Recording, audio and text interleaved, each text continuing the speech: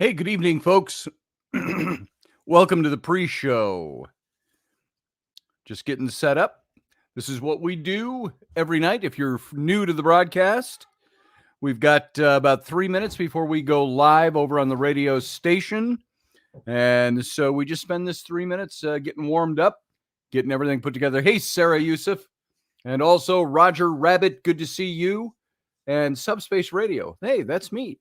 And there's Ellery. She's going to be here for a minute. And then she's going to vamoose. Not because I don't like having her here, but because, as you all know by familial interruptions to this show, we try to keep it a little free and clear of that during the radio broadcast. No Patreon tonight. Sarah, there is a Patreon tonight. I thought I'd try something a little different because Friday night we accidentally broadcast the show over on YouTube. It was supposed to be private. I thought, it was so good seeing everybody. I'm going to do that again. So it's over on Patreon. We'll still push the Patreon. That's a way that we can bring some dollars into the radio show. But considering not making it mandatory to listen to the show, I'm playing with that. I was so uplifted seeing all those people on Friday night come into the chat room that I thought, you know what? I got to do that again.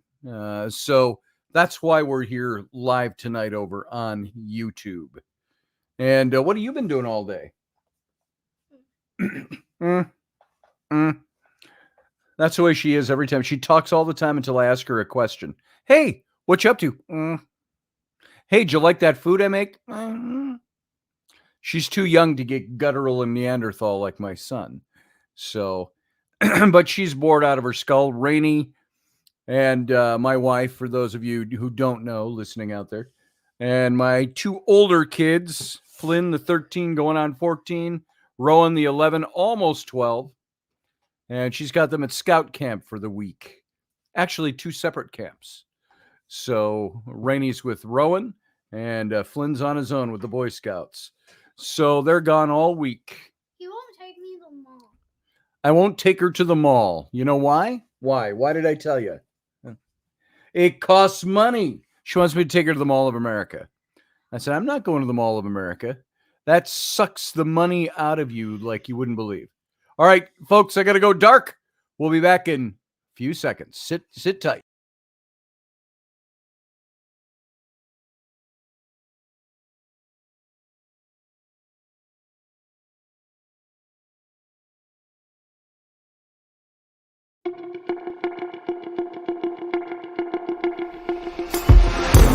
The Intrepid radio program with Scotty Roberts. Intelligent talk.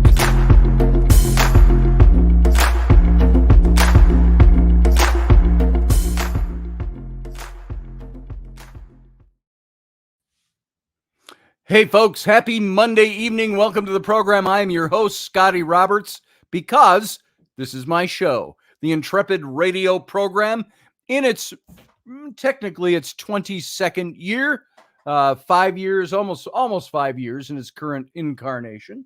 Want to thank you for being here. You can listen to this show in its audio format only over on my, not my YouTube, our radio station site, OdysseyRadio.com. And if you're used to spelling words correctly, Odyssey is not spelled correctly. It's spelled ODYSY radio.com. Go on over. You can listen to this show in its audio format only, and you can hear archives over there. And also, of course, join us on the YouTube channel. You can go over there and you can see all the shows in their archived state, except for the show since we started broadcasting over on Patreon. You can go to the Patreon site, catch all the archived shows over there.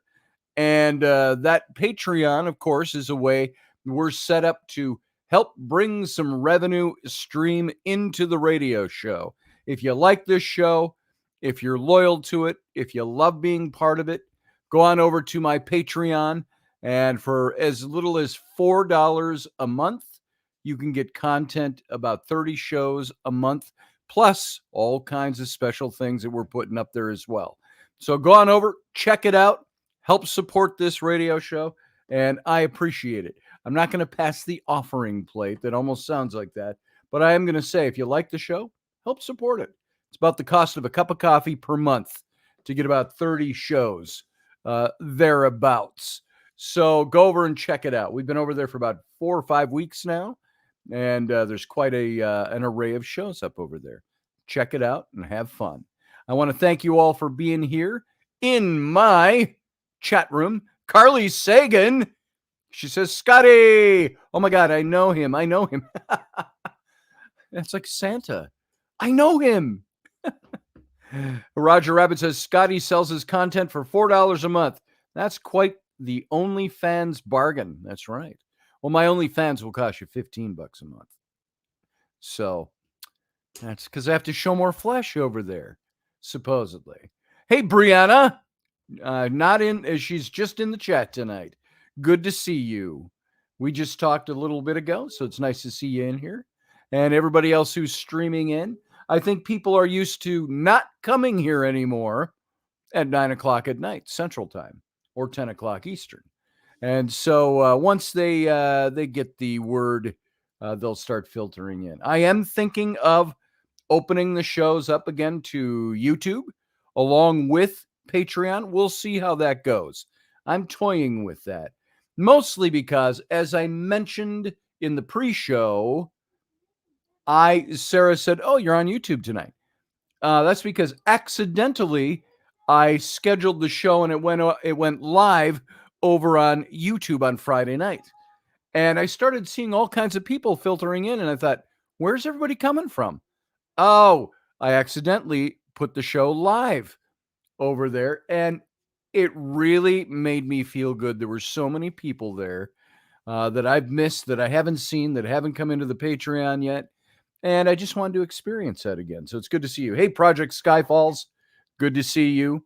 For the Patreon, you just go to patreon.com/Scotty Roberts. It's that easy.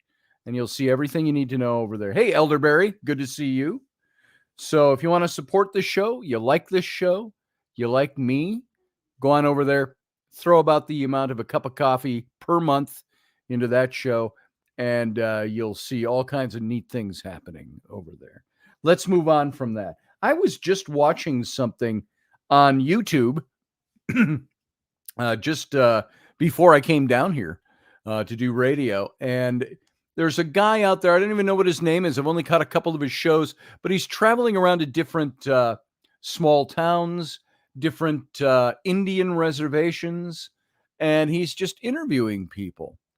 And just all on his own, not with a network or anything like that. He does a pretty good job.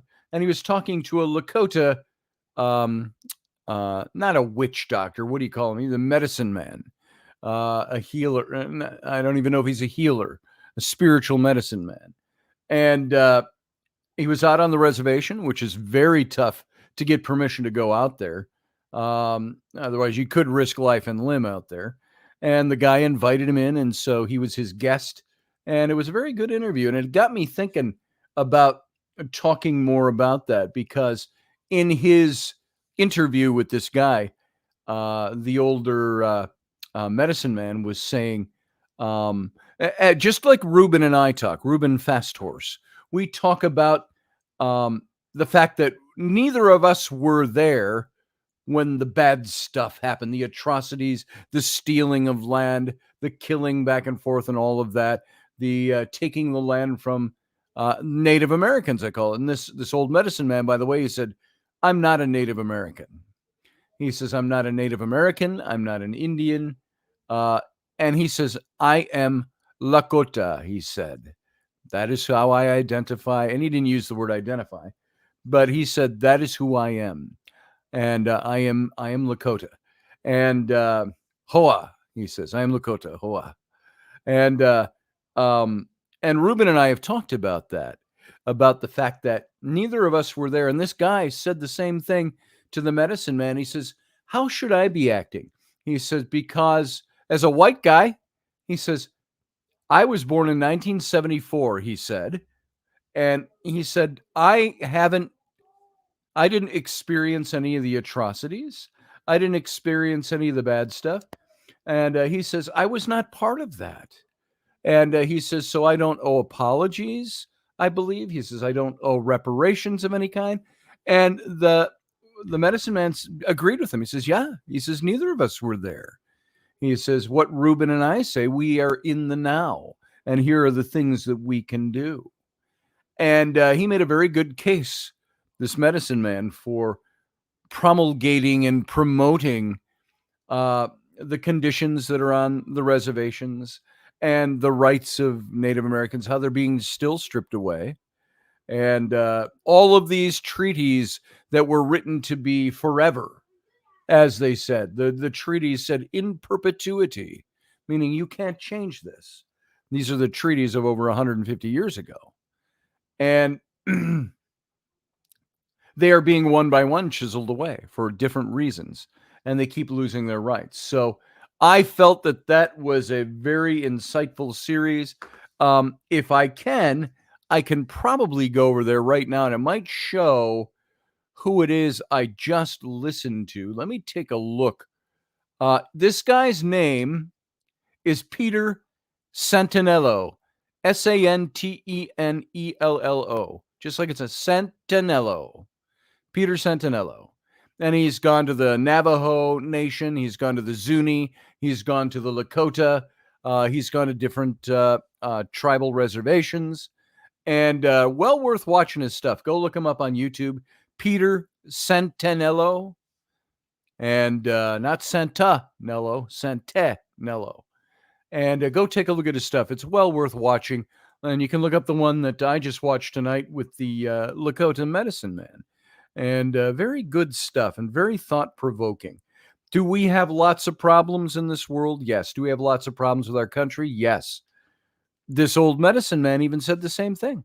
He said, there's so much going on in this world, he says, that we need to refocus. We need to realign ourselves. And he's right. So that was very moving, and I think I may talk about some more of that stuff in the near future. Jeremy Hansen is in the room, and so is Maya Hansen. Good to see you guys. Josh Kemp is here. And who else did I miss? Randall Flagg is here. Randall, because you always go over into the Patreon, if you can go over and let Barbie D know if she's over there, that we are over on the YouTube channel. She would probably appreciate that. And so let's move forward tonight. I've got some material, and frankly, believe it or not, I have a ton of material on this. Now, this is one of those shows where I'm digging into mythology. I want to look at mythology, and is it important to know mythology? If I ask you, what do you know about goblins? What are you going to tell me? What do you know about goblins? What do you know about that sort of mythology? And I want to ask you the question, goblins, are they imagination or are they actual manifestation? Because goblins, they're creatures of myth and folklore. And the answer to the question of whether they actually exist is pretty complicated.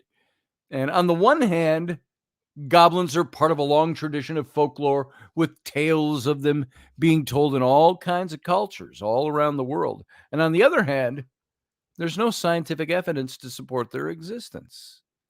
And so, well, that's kind of like, I suppose you could say almost anything in the paranormal. I shy away from saying there's no scientific evidence for ghosts and spirits because there is. It's whether it's accepted scientific evidence.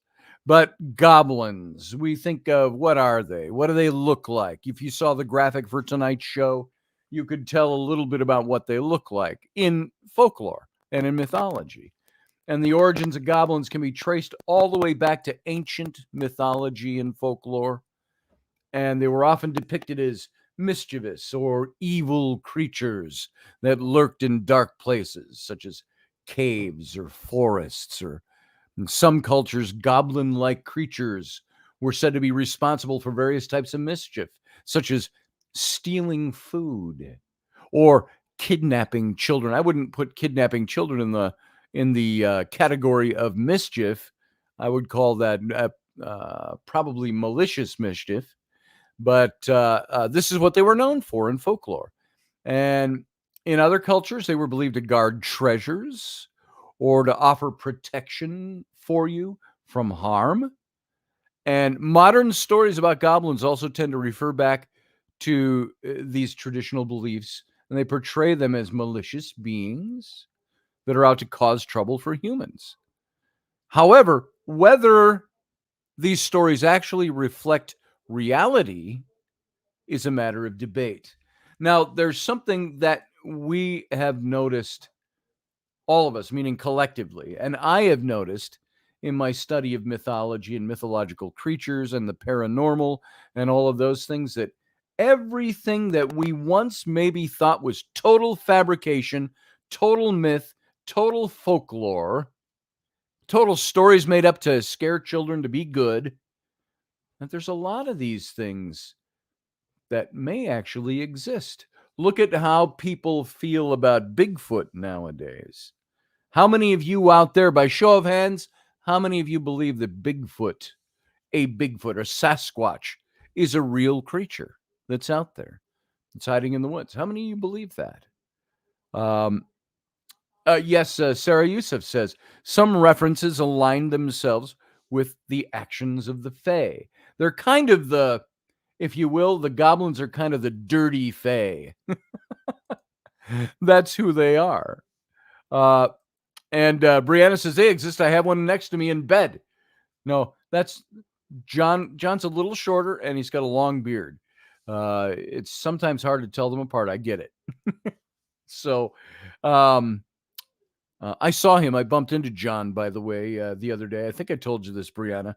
Bumped into him at the gas station. I was there with Rainey and all the kids. They were getting smoothies up at Quick Trip. And I saw John, and I walked up behind him, and I put my arms around him and practically picked him up. And so it was good to see him. We talked for about 15 minutes or so. And you guys are in the middle of my least favorite job in my whole life. You're moving. And like I said, and I'm going to say it here in public for accountability, I told you both, I'm available if you need me. So is Rainey once she gets home from camp. So there it is. Oh, John glared at you? Nice. John, you're too good looking to be a goblin. Let's leave it there at that. So we all have these conceptions, these ideas of what some of these creatures are like. And here's the big question I want you to ask yourself. Is it outside the realm of possibility for the things that we have always qualified or quantified or identified as being mythological things to be just that? Are they just fiction? Or are they based on something? Is there something to back it up? Are we living in a world, I will ask you this question, where there is no room for the spiritual? Now, I'm not talking religious. I'm talking about spiritual things.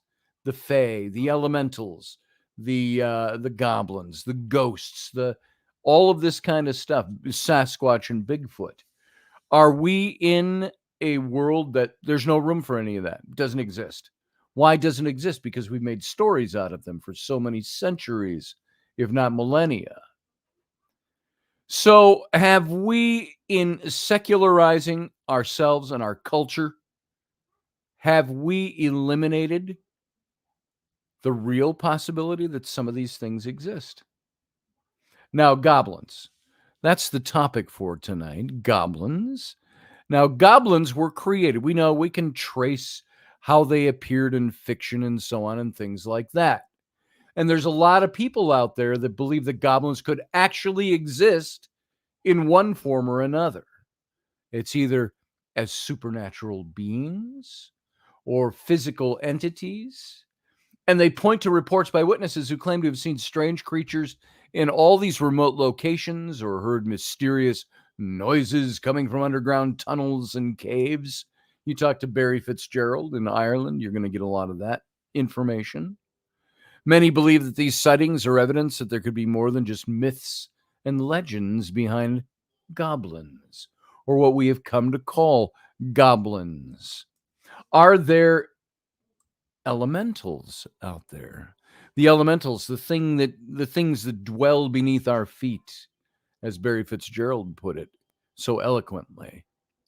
Are these things something that exists? Their skeptics are going to argue with you and tell you that all reported sightings can be explained away by natural cases, such as animals making noise in the night or optical illusions caused by shadows and light sources, which is very easy to do.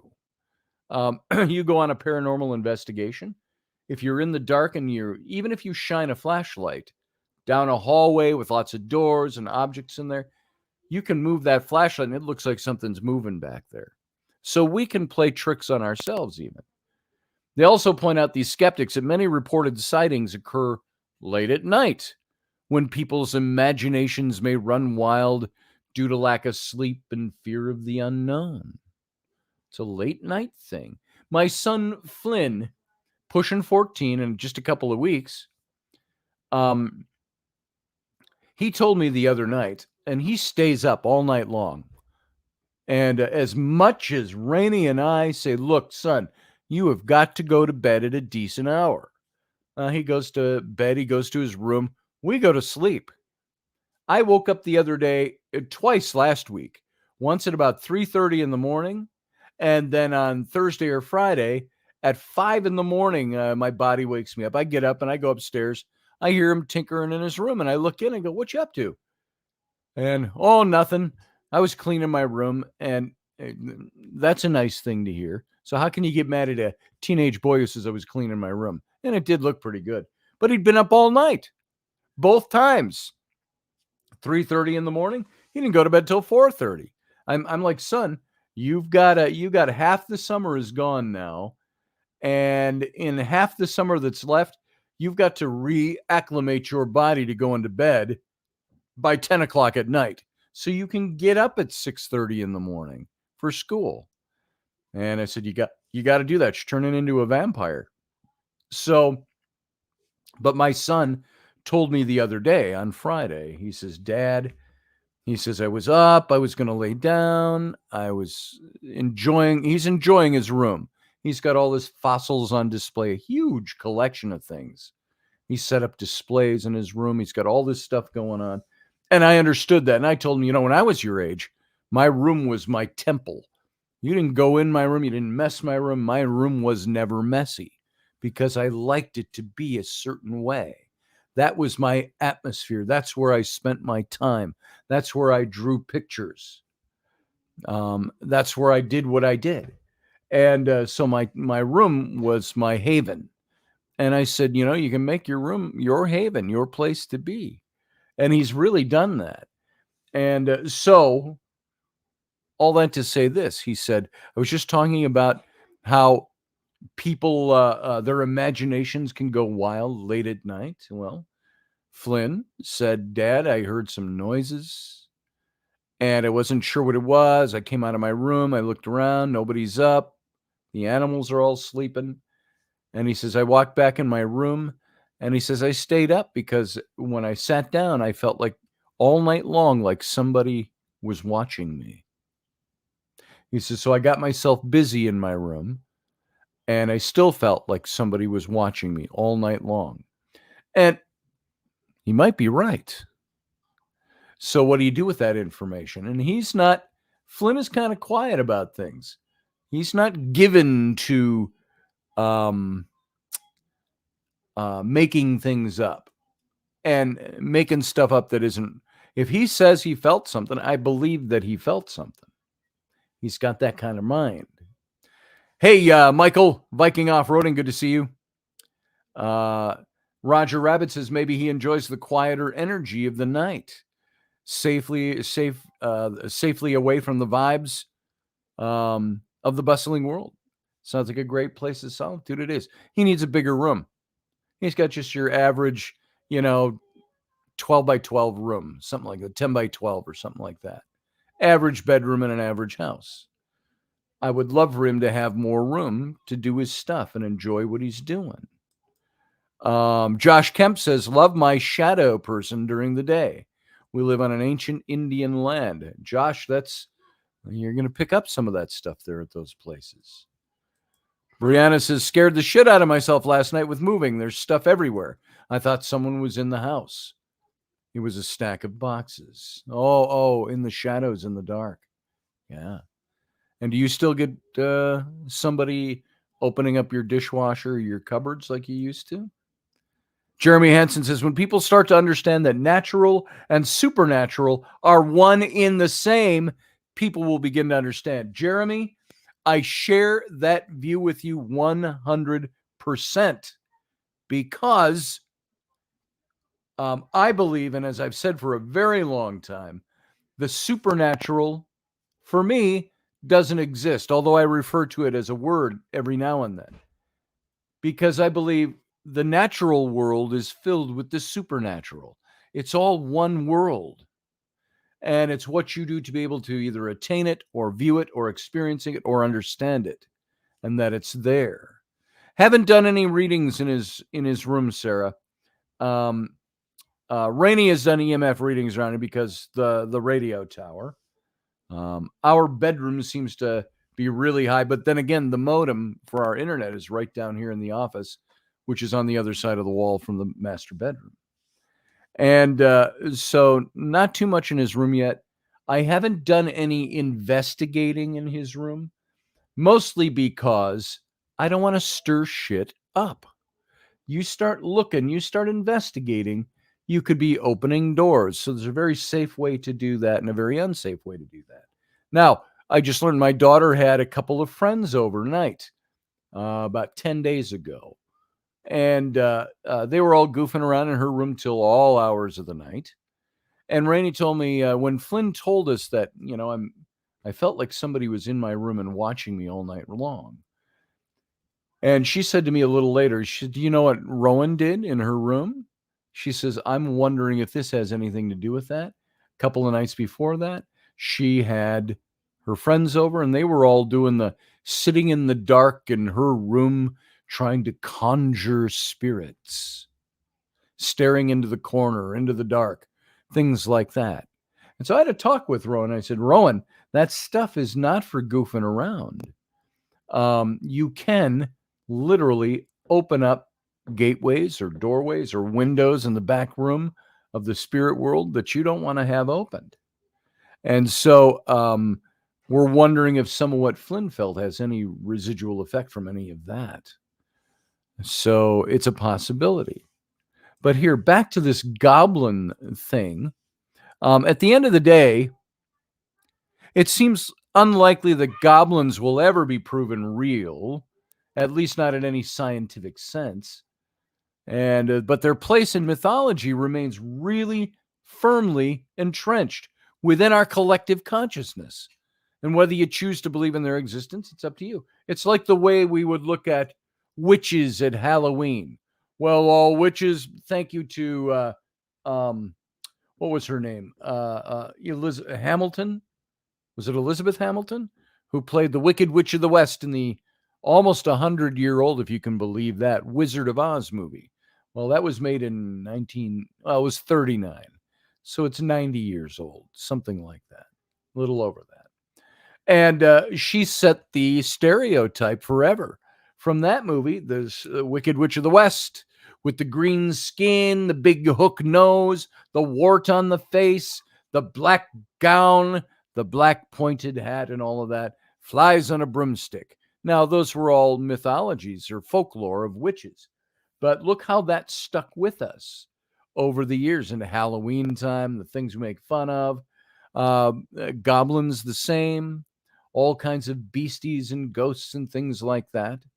And that is stuck in our consciousness. So what about the existence of goblins? Do they exist simply because we've made them, we've incorporated them into our folklore?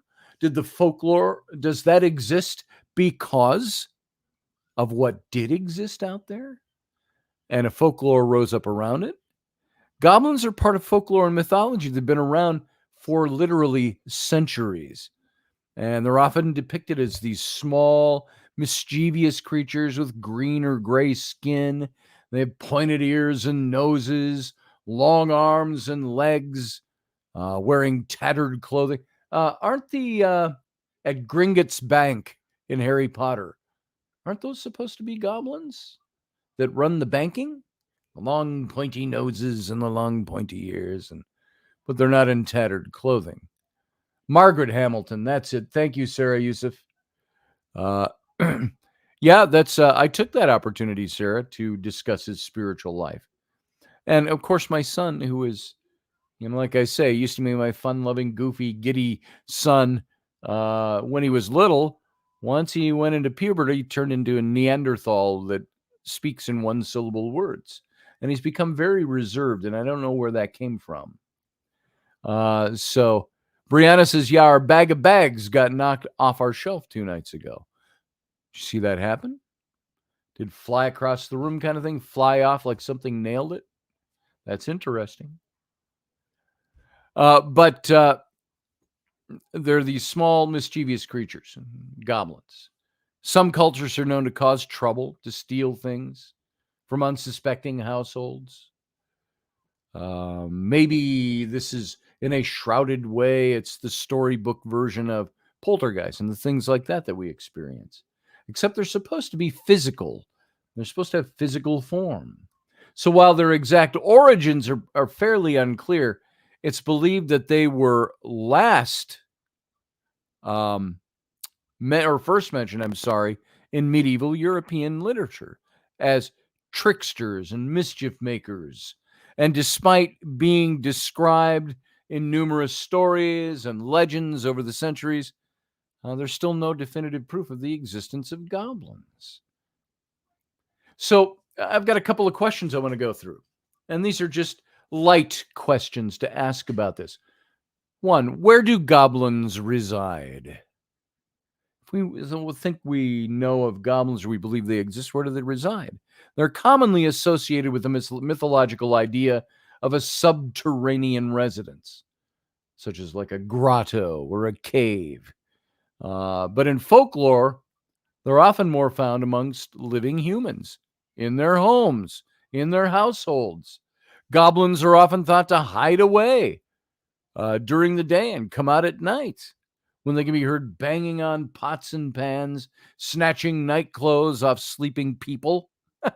That happened to me once, and I thought I was a goblin, but no, it just ended up being my wife. Moving furniture around, rapping on walls and doors before quickly fleeing from the scene. So where do they live? Subterranean caverns, grottos, sometimes right in our own homes. We don't know it. Where do they go during the daytime? I don't know. They have secret passages in and out. This is the mythology of it. This is the folklore. Are goblins considered human? No, they're not human at all. They're supernatural creatures that typically take the form of grotesque humanoids, animals, other monsters. They're said to be mischievous or evil. They can cause trouble for humans. They might also be capable of possessing people, making them do their bidding. Gnomes, on the other hand, are small mythical creatures similar to dwarves who live underground and guard treasures and mines. Those aren't goblins. They're usually fairly good-natured. But what about the nature of goblins that we've picked up over the centuries? Are they good or evil? But they've long been viewed, as we've said a couple of times before, as mischievous or evil creatures in folklore. They're seen as a nuisance. They're dangerous to humans. They're often portrayed as tricksters. And in some stories, goblins are shown to be malicious and cruel, while in others, they're presented as more playful and mischievous. Ultimately, whether a goblin is good or evil depends on the particular story being told or the particular story that you're reading. Hey, Barbie D, good to see you here. And hi, everyone, she says. Yeah, perhaps Sarah Youssef says interdimensional space. Very possible. That could explain the world around them, what's going on around them. It's like the jinn, or genies, as it was watered down to us. It makes me think of that, because we talked extensively about the jinn. And do they exist? I believe they do. They're beings, so they can take physical form, but they can also take non-corporeal form. And without getting into them at all, that's another being that we've looked at for centuries. And we've written it off in modern day as fairy tales, or Arabian Nights tales, if you will. Michael says, my ex-mother-in-law. There it is. So these are things, when you're thinking about these things, you gotta ask, well, where did they begin? Where did it come from? In some tales, goblins might be seen as helpful to humans, like at Gringotts Bank. Those are goblins, right? In Harry Potter, that run the banking system there. They act like guardians. They protect them from harm. But most common depictions of goblins is one of malice and danger. Think of Tolkien and Lord of the Rings. You've got the orcs, and then you got the goblins as well. They attempt to hurt humans through various means, such as kidnapping children, stealing treasures. They can also cause mischief by playing pranks on people, disrupting their lives in other ways. And overall, goblins are generally portrayed as evil creatures in folklore, but their characterizations can vary depending on the source material. And so in some cases, they may even act as an ally or protector to humans instead of an enemy. I remember at the Stanley Hotel many years ago now, 11, 12 years ago, meeting someone there who believed they had house fairies. And they welcomed them into their home. And we talked about that to great extent, what she believed in that. So are the goblins the same? Can they be house goblins? Can they be things that are attached to your family? Project Skyfall says the veil being lifted. Yeah, there is some of that, I believe. It's another realm altogether. Sarah says, jinn is really a catch-all term for Asian explanations of supernatural beings. There you go. The jinn in particular, if you focus down in on them, are supposed to be beings of fire. That's how they were created. It differed from angelic or demonic or human or ghostly or anything like that. And Michael, by the way, I do see you out there. You're just early for the captain's cabin, I think. I see you there. You can just sit out there. I won't bring you until we're off the air, because I won't be able to hear you if I bring you in here, even though they'll hear you on air. So I do see you out there. I'm not just ignoring you. So Michael's going to join us in the captain's cabin, it looks like. So what are the origins of goblins? Where the hell did this creature come from? They're born through a unique form of reproduction, according to mythology. And unlike other species, goblins don't require two members of their own kind to reproduce. Instead, they have the ability to breed with any other race. And the pregnancy will always result in goblin children. Remember that, folks. Ladies, if you're so inclined to breed with a goblin, you will not get a half goblin, half human child. You will get a goblin child, according to mythology.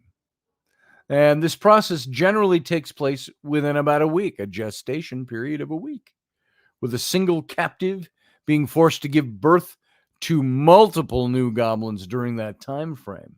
And so the mother's health is not necessarily taken into consideration during this process, which often puts the mother at risk. So taking captive, held as, in a sense, a breeding slave. This is some of the mythology behind the origins of goblins. How about Middle Earth? I mentioned Middle Earth.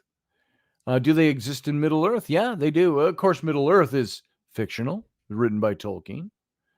But speaking of his literature, there are subspecies of orcs that mainly inhabit the Misty Mountains and other mountain ranges across Middle Earth. So if you read the books or you watched the movies, the goblins are there. They've been described as having broad, flat faces with long noses, sharp teeth, and they're typically quite large in size and grotesque in appearance. And in The Hobbit, the goblins are seen living in deep underground places, such as Goblin Town and Moria, Mount Graham and Mount Gundabad. And they've been strong presences in Middle Earth and the literature there, and are often seen as one of the most feared creatures due to their terrifying appearance and malicious behavior.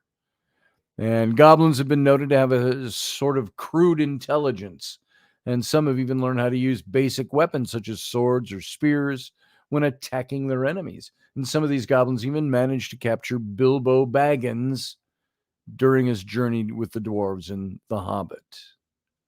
Great book, by the way, and pretty fair, decent movies. And overall, it's clear that goblins are very much alive and present within the fictional realm of Middle Earth, making them an ever-present threat for any adventurers who might find themselves traveling through their territory. And so you can gauge a little bit of the mythology by the way Tolkien used that mythology in his books.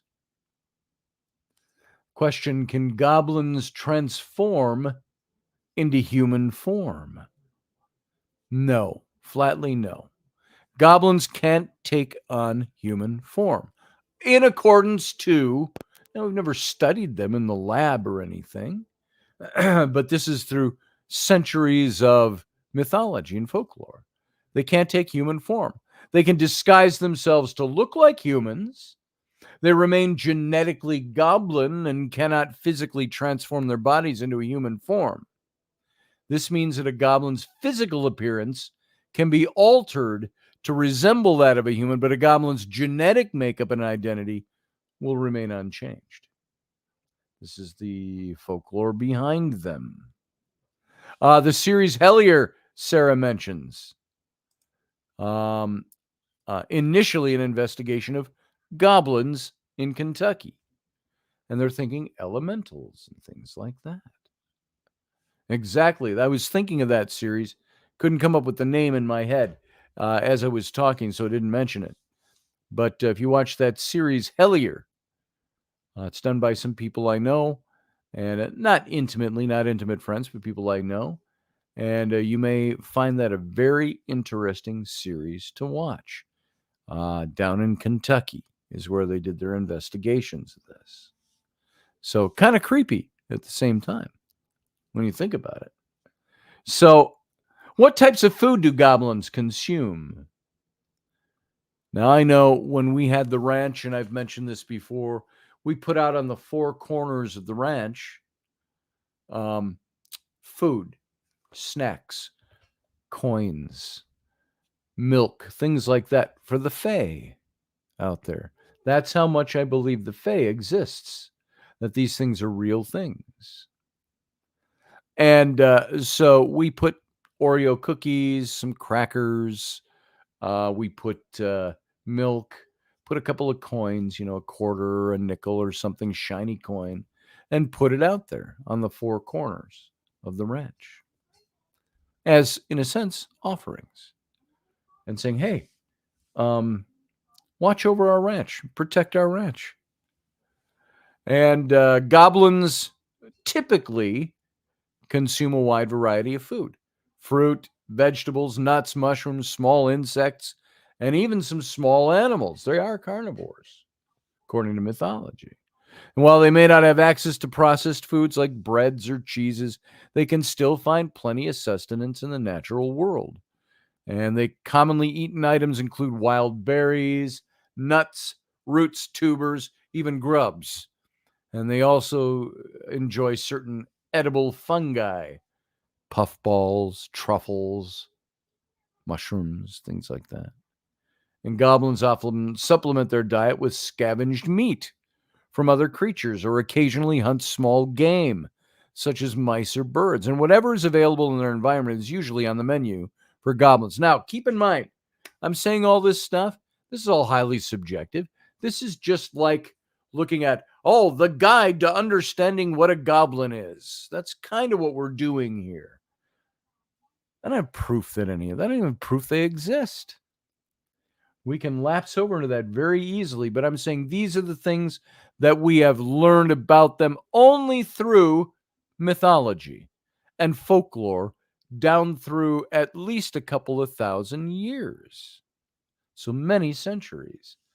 These are the things that are attributed to goblins. Do they worship a deity? Yes, goblins have a number of gods they worship and revere. The primary god of the goblins is Maglubliet, the god of war. I think I pronounced it right. Maglubiet.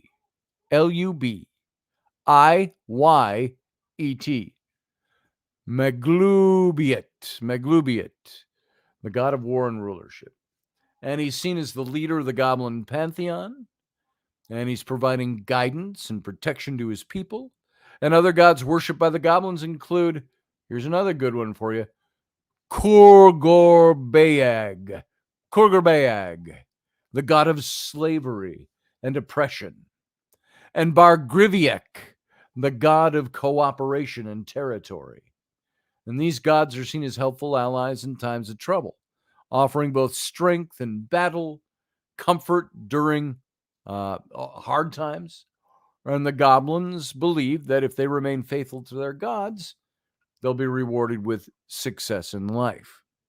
Now, it's interesting. I had a conversation with a gentleman today that came out. We're looking at our windows down here that caused the basement to flood. We have to put in new drain tile, new drainage ditch, and skim off some soil off the two sides of the house. And he's looking at the windows and looking at things to do. And we got to talking. And we got into spiritual talk. We talked for about an hour, standing out in the hot sun and the humidity. And he's very much a Christian. He goes to an Assemblies of God church. He's an older gentleman, a little older. No, he's about the same age as me. We determined. Same age, born the same year, graduated high school the same year, et cetera, et cetera, et cetera. And he's got several different things he believes. I've got some. And we had a great conversation about spiritual things. And I talked about things like this, the spirit realm, that I believe they exist. But the goblins believe if they remain faithful to their gods, they're going to be rewarded with success in life. And that's what brought that thought up with this conversation this afternoon. This gentleman, a firm believer in God, Jehovah God, as am I. I brought in Elohim as one of the other names for him. I brought in he talked about, there aren't other gods and things like that. And I said, well, I think there might be, but you would probably use small g gods for a better way to describe it. God, even himself, in the English translation in the King James Bible and other Bibles, in Psalm 82 said, and God stood in the midst of the gods, and he ended up passing judgment on them. This was the divine council. In the Hebrew, you've heard me say it before when we talk about Nephilim, and Elohim stood in the midst of the Elohim. And he, singular, said to them, plural, you are all Elohim, the bright shining princes of heaven. Elohim being the name for God, used 3,000 times in the Old Testament. What do you do with that? And so we had that conversation today. Could all these other gods, these other demigods, these other lower caste, these Elohim, these other things, we're not talking angels here, we're talking different created beings.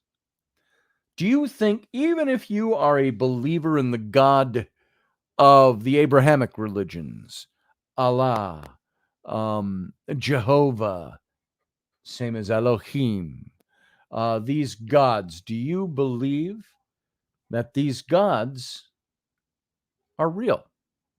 And if you believe they're real, Do you think they've revealed absolutely everything in creation to us? Could there be things we just don't know shit about? And like I always say, the more shit I know, the more I know I don't know shit.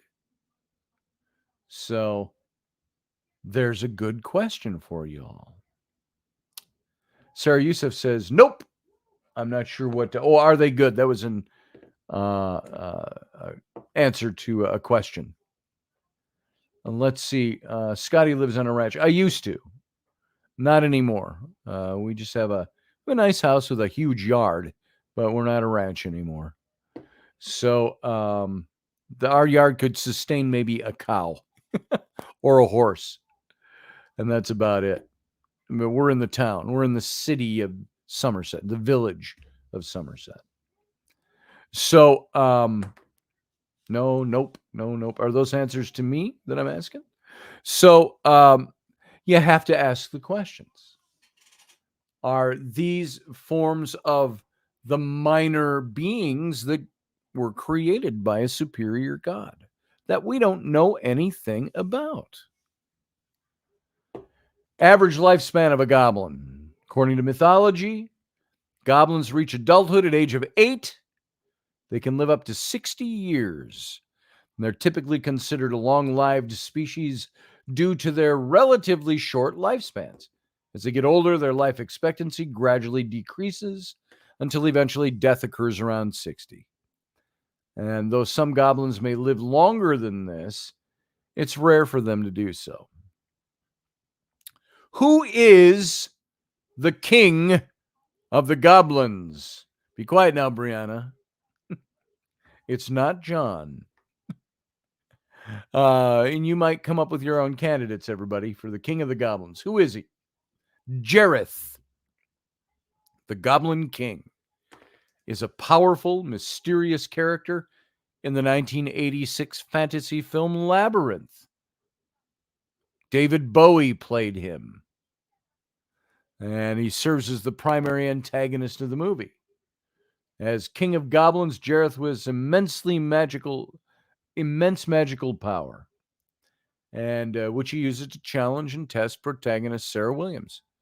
So when Sarah wishes her baby brother Toby away, Jareth appears to take him away, though he later reveals that Toby never actually left their home.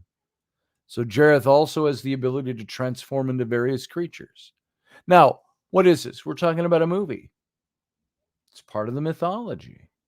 This is who the Goblin King is, according to modern mythology of them. What's the nature of goblins? Are they truly evil? No, not all goblins are evil. They're often portrayed as mischievous, malicious creatures in fiction. And this is only one side of the goblin character. In many stories, goblins can be helpful. They can be loyal. They can be courageous. For example, in J.R.R. Tolkien's The Hobbit, a group of goblins assist Bilbo Baggins in his quest to reclaim the Lonely Mountain from Smaug. And similarly, in the Harry Potter series, Gilderoy Lockhart frees some trapped goblins from a dungeon at Hogwarts School of Witchcraft and Wizardry, and even hires them to work for him in his office. Even though these goblins may have started out as antagonists or villains, they were ultimately redeemed by the hero's kindness and mercy.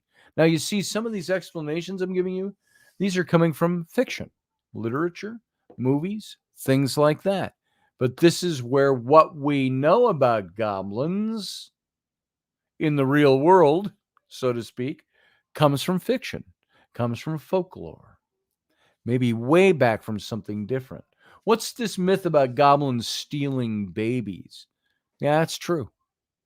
In folklore, it's true that goblins sometimes steal human babies. They replace them with changelings.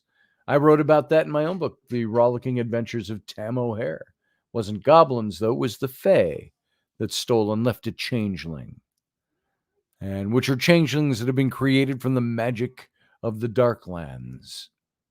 And this practice is known as changeling theft, and it's seen in many folk tales and stories down through the centuries.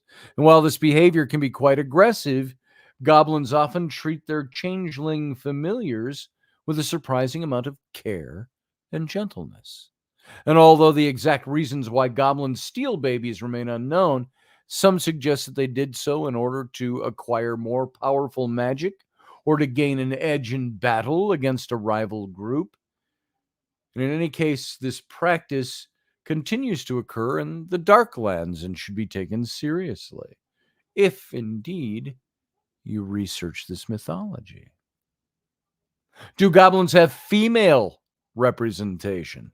We've only got a couple of minutes left, folks, and we're going to be wrapping this. For the radio audience, yes, goblins do have females. They got chicks, man. And female goblins can be identified by their protruding sexual organs, which are similar to male goblins, but slightly smaller in size.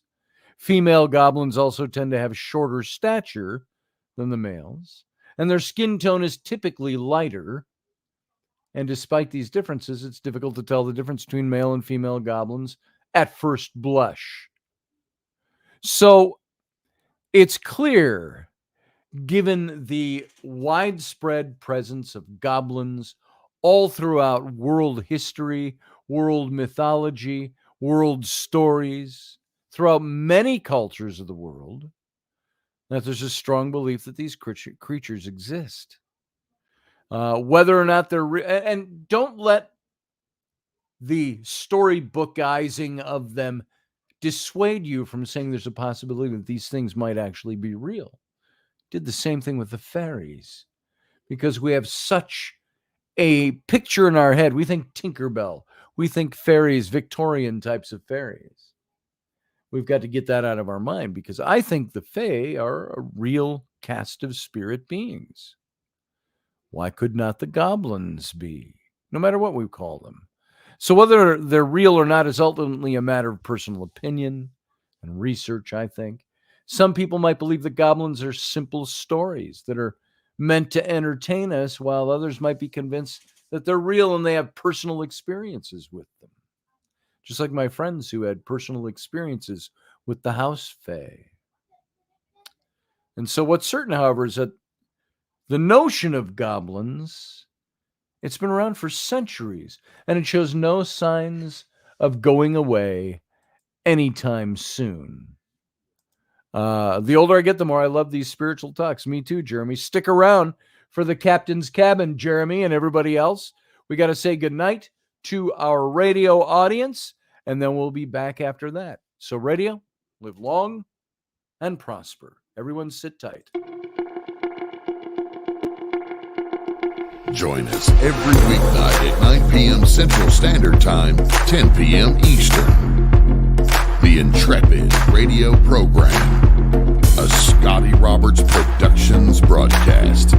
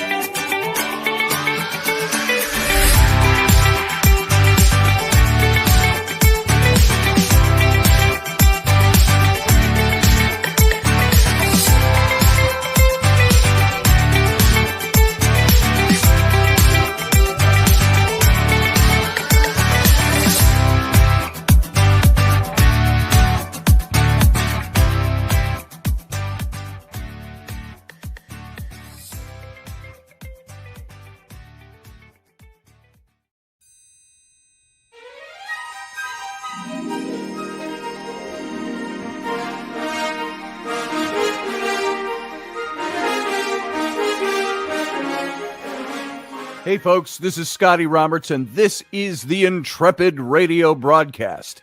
I've been broadcasting for about 20 years now, covering such topics as science, politics, the paranormal, weird science, weird world history, archaeology, and the paranormal. Everything from ghosts to cryptids to creepy things that go bump in the night. So every week I bring you 3 new episodes. Come and join my channel and also be a patron to this site. So see the details below, and we'll see you here.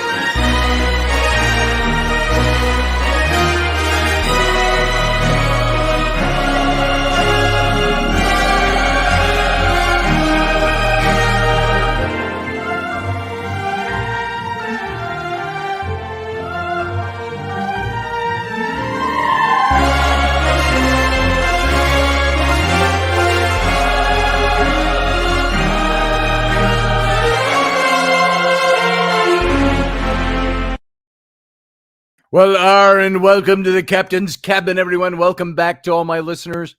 If you stuck on from the radio show, thank you for being here. This is, for those of you who don't know, this is the informal after show for the Intrepid radio program. It's where you can call into the show if you wish. I'm going to copy that link and put it into the chat room one more time for you. If you want to call into the show and join us, you can do that. I've got Michael hanging in the wings. We'll bring him in. Yeah, Sarah, that is the ad that has that music in it. I've got to recut that ad. I don't want to get rid of the original vocals because it's got my little girl when she was like 4 in there, and she's now 11. That's how old that ad is. And it's like, 8 years old, 9 years old, something like 8 years old. And so I love the ad, but I can't find the raw cut of it without the music behind it. And I dropped in a piece of Gaelic storm music, 8 years ago? And I didn't start getting tagged on that till this last year. So that's been an ad, and it's in the background music. So there it is. They won't demonetize me. They'll just they'll demonetize the episode. Meaning now that I've played that, I'd have to go in and cut that ad out or have a silent block in there where there's no sound. So this particular episode can be monetized. And you know what? They're still monetizing. It's just the ad revenues from here go to the company that owns the Gaelic Storm rights. So there it is. It's that easy. Nicole Kidman was in a movie called The Changeling. I don't remember. I know she was in one called The Others Is that the one you're thinking of? George C. Scott was in The Changeling, but that's an older movie. That came out in the 70s, I believe, or the early 80s. Nicole Kidman was in The Others, about a family that's being haunted. A woman and her 2 kids. It's a very interesting movie. And probably, I remember at the time I saw that, I said, that's probably what haunting is really like. This is what's really going on here. So there is that. And let's see, what else did I want to say before I bring Michael in? Probably not too much, other than thank you everybody for being here. And let's go for a little bit here tonight. See what's going on. Hey, here's Michael. How you doing, brother? Not bad, not bad. Been meaning to try to catch up with you. Life's crazy. That's just how it works. Yes. Like I said, don't get together as much as we used to, and that's a shame, because we've been shown how short You're life busy. is. You're a busy man. Yeah, see, I was trying to get educated, I guess. I don't know. It's Yeah. It's hard. It's a hard life. But one of these days, I might be able to have the name professor for real in front of my name, like the professor. Hey, yeah. It is Professor. Professor. But no, I've been trying to get my bookshelf built back here behind me, and ain't got no books. No books to put on them. No books. No, you can put other stuff on them. Yeah, that's what I'm saying. Yeah, I'm feeling full. They know how to buy another damn bookshelf. My books around here. Here, I can do this. I can swing this around a little bit. But if you can take a look at my office, I got bookshelves there and there. There's the old wall from before I moved things around. Yeah. Then I got bookshelves there. Yeah. And bookshelves there. And bookshelves behind there. And then all the way over on the other side here. I got to flip it around because I can't turn this in a complete 360. Yeah. Over here, I got bookshelf. That one's empty, but that's going to be filled pretty soon. I got books over there. And look, I don't know if you can see it here. Yeah, down on the floor. Yeah. All the books that aren't on bookshelves yet. Bookshelves over there, so on and so on. That's the office here. Yeah. So there it is. I'll tell them. I understand having bookshelves, but not having books to put on them is not a problem of mine. No, I was teasing you about a book, but oh sure. No, I was teasing about a book. I told you he's going to be my first author to put on the bookshelf. All right. And I did not ship your book. It's still sitting right there. It's signed. It's been signed I told for Wendy, like 6 weeks. I said, it looks like I want to buy 2 of them to get 1 cent. Yeah. She Rainey had a long conversation with Wendy the other day, and she said, Wendy said, you got to make sure to mail Michael's book. I said, yes, I do. Yes, I do. Yeah, she asked me if I got it, and I was like, no. I said, Scotty's a busy life. Everything's going on, like with Uncle Dave and all that, and like I said, love kicks us in the nuts. It really does. But when you think you're getting ahead, the goblin does show up. It does. It does. The metaphorical goblin. But I thought I'd throw the whole mother-in-law thing in because I actually had one of them and she was a goblin. The last I talked to Wendy, Michael's probably sure talked to her since I have. A couple of days ago, we're going to do Robertson tomorrow. She does have some things she has to do at the dock tomorrow morning.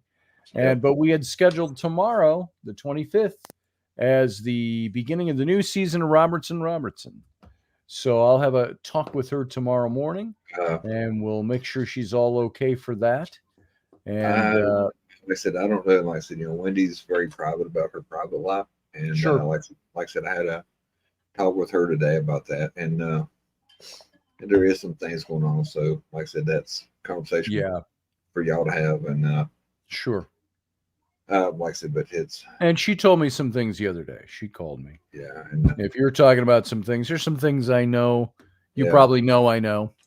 Yeah. And so she's dealing with some health issues. Yeah. And trying to overcome them. So for those of you that are interested in what's going on with Wendy. So. Yeah. Says that, you can send her a message, wish her well. That'd mean a lot to her. I think she'd enjoy that.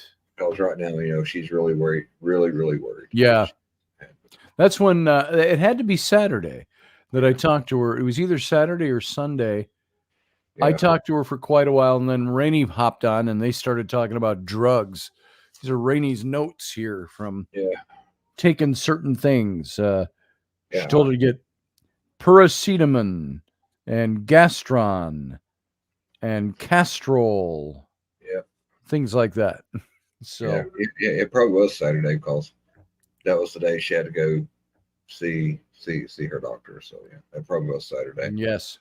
Hey, who is anonymous? Do I know you? Are you safe? Can you tell us your name, or is it a secret? It's a bad secret. Anonymous is out there. Good to have you here, Anonymous.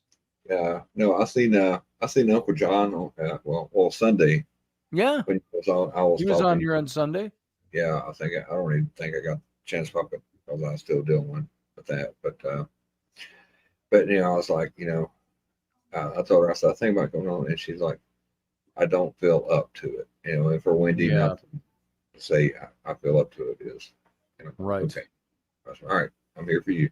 The world will have to wait. And but no, it's I know people because Wicked Women was supposed to be back on last night. Last night, did they do it? I was out, so no, like I said, she called me and she told me she's fine. I'm not doing it. And I think Valerie's also been a little under the weather. I haven't haven't got a chance to talk to Valerie, and we're close. We're 30 minutes apart, but but when you get so busy, it just life takes over. It really does. That's the thing too. It's just getting busy and all the stuff that's going on. And I can tell you what, even if Wendy isn't as physically incapacitated, the stuff that's going on with her is so mentally straining and stressful that even on days when she would probably normally feel good, the mental energy is just not there. It's the emotional energy. It's wearing on her. And like I said, I know it's been dragging on for a long time. I know everybody here mentions. Oh shit, I can't even speak right now. I've been way too long. That's when I was going to pop on early. Been like, hey, how's the goblins and trolls going? But it's like I was like, I didn't even try to do this earlier, but between school, started going to the gym because and here's what gets me. Everybody has a health scare. Even if you smoke or you don't eat right, next thing you know, they're looking at you like, you need to get that. Exactly. All right. So I surrendered. So the gym thing is beating my ass. Also, sometimes I'd rather have the mental beat down in front of the laptop for school than I would Planet Fitness. Yes. Well, I'm getting my big Nordic Trek, which is my big exercise piece of equipment that really does really well for me, and finally getting that repaired. It hasn't worked for a couple of months, and thought it was an electrical problem, which it is. And we thought, and my warranty is out on it. I did not renew it for another year. And so I'm like, well, crap. Of course, that's when it falls apart.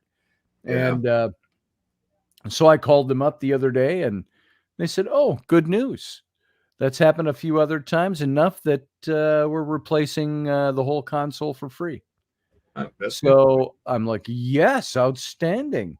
That's with the computer portion on it and all of that with the computer screen and all that. So, what an old guy told me when I changed MOS in the Army and I went to be an interior electrician, 12 Romeo.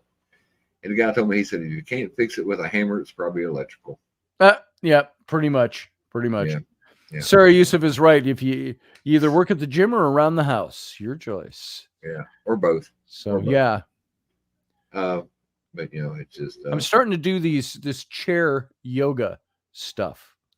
They call it chair yoga. It's chair exercise. You sit back, and you're doing all the, the leg lifters and all of this. You can't really see what I'm doing here, but where you bring the knees up and the legs out and up and knees up and so on and that kind of stuff for ab work, So I'm doing a lot more of that these days. I definitely have to. I don't know if it's. I know it's possible at my age to get in good shape, but has my body reached that stage in life where it broadens and you can't get like you were when you were 25. No, It's just not possible because your we don't. body's reapportioned. But The whole dopamine's gone. It's that's can't say that word right now. Thanks, and once in a while, caught my eye. thanks, Anonymous. About Hellier. Oh yeah. Yeah, there's that's the thing. People say, well, how do you know what to talk about on this show? So just keep talking. Yeah. There's a million things to talk about. So, like I said, I got a friend sitting here with me. He's off camera right now. And and people's curious about how this is done. I told him, I said, there's a lot of work on the one who has control of the console, like on your end. I said, but then you just kind of pop in, you follow in, make sure everything is shut down behind, and everything goes through StreamYard. I said, it is easier than you think. I said, but you also got to put a little thought and a little thing into it. But like I said, I've heard conversations go on about Star Trek for 2 hours. Yeah. Then hell. Stuart Foley, Captain Foley is good for that.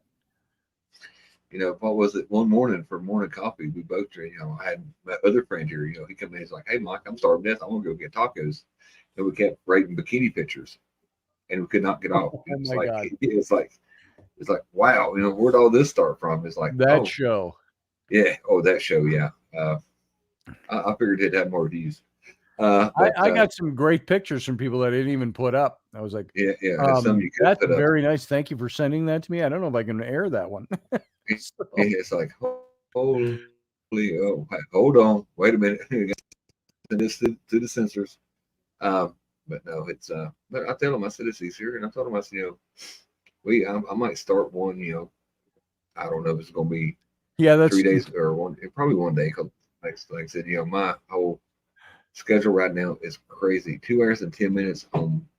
Yep. 2 hours. That's 10 minutes on Bauer time. Pretty much. Yeah. You get Professor Bauer going. No, what was it? Because I'm an hour ahead, and it was like 1 o'clock my time, and I'm thinking, this time hits from what? Like from 9 o'clock in the morning to 11, like 9 to 11. So it's like an hour over. Then it was like an hour or something, because you can see the little timer running in the corner. And I'm thinking, and we kept saying, we got to wrap this up. They say, oh, hang on, just got one more picture, and it's like, okay. Yeah. Wait. Can I show mine? Can I send mine in? That was a fun show. We may have to do a redo of that show one of these days. But for those of you who aren't aware of what that show was, it was a morning coffee, not a Friday night show, not a late night show, nothing like that. It was and there was, I don't know which picture started it. Was it one I put up? Wendy's pictures. Yeah.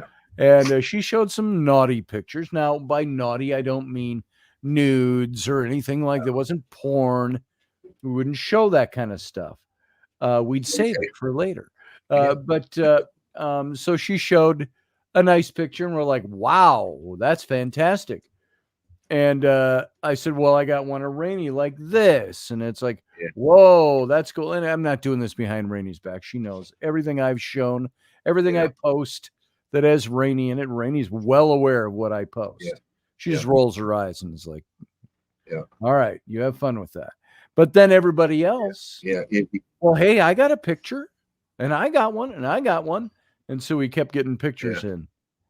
And I think, Roger, that Carly sent one in too, if I am not mistaken. Oh, yeah. There's a lot. So became it just kept coming. It's like a naughty boudoir bikini episode of Morning Coffee with KB. So you're welcome, says Anonymous. But he approved. That's probably how he beat cancer. You know what I'm saying? Yes. That's probably how KB beat cancer, was all the naughty pictures that came in. It had to be. It's something like that. So something to live for. Yeah. There it is. Yeah. Roger said, "Oh yeah, she did." She said, "Oh dear." Oh dear, But no, says but Sarah. Yep. and like I said, you can, you That just gotta was talk. And like I said, 2-3 months ago when that happened. oh yeah, it Probably was. 3 months Yeah, it ago. was right when I first started school. And like I said, I was trying to talk because Scotty was trying to grade pictures to see what would or would not get us permanently banned from YouTube. Yeah, won't get me you- banned today. Yeah, I could have you just hear Dan, sidestepped the whole issue, but have you seen It's like- Nefarious? I'm watching that when this is over. Nefarious. Have I seen that? oh no, It sounds no, so you're talking familiar. about what was her I don't name? You think I have. said was in the troll movie, Nicole Kidman. I remember her in Eyes Wide Shut.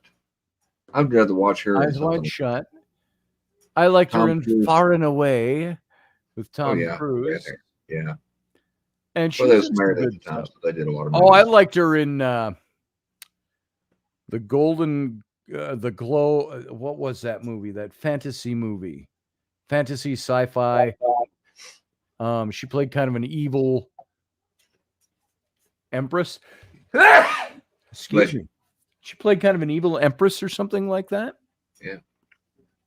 I haven't seen Nefarious, Jeremy, that I can think of.